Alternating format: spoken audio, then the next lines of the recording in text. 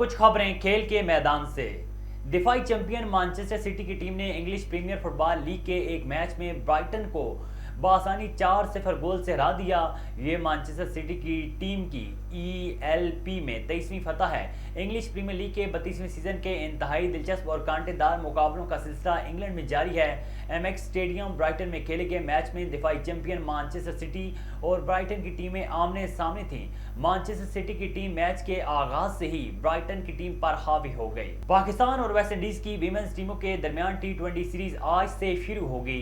दोनों टीमों के दरमियान T20 सीरीज के मैचेस भी कराची में खेले जाएंगे। वनडे सीरीज में वेस्ट इंडीज के क्लीन स्वीप के बाद अब कौमी टीम T20 सीरीज में बेहतरीन नताइज के लिए पुरुम्मीद है। T20 सीरीज के आगाज से कबल दोनों टीमों ने नेशनल बैंक स्टेडियम कराची में प्रैक्टिस सेशन में भरपूर हिस्सा लिया, जिसमें अपने खेल में निखार पैदा करने के लिए मुख्तलिफ ड्रिल्स की।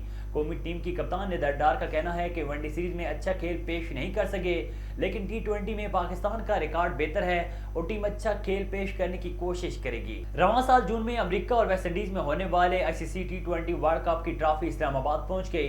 दौरे पाकिस्तान पर ICC T20 world cup trophy की रुनमाई इस्लामाबाद के मुख्तलिफ मकामात पर कर दी गई। T20 वर्ल्ड कप ट्रॉफी को डबल डेकर बस के जरिए डी चौक, फैसल मस्जिद और पाकिस्तान मोनूमेंट पहुंचाया गया। इस मौके पर PCB ICC के ओहदेदारान भी मौजूद थे। पाकिस्तान मोनूमेंट पर ट्रॉफी का फोटोशूट भी हुआ। T20 ट्रॉफी को देखकर शायकीन क्रिकेट की खुशी और जज्बात काबिल दीद थे।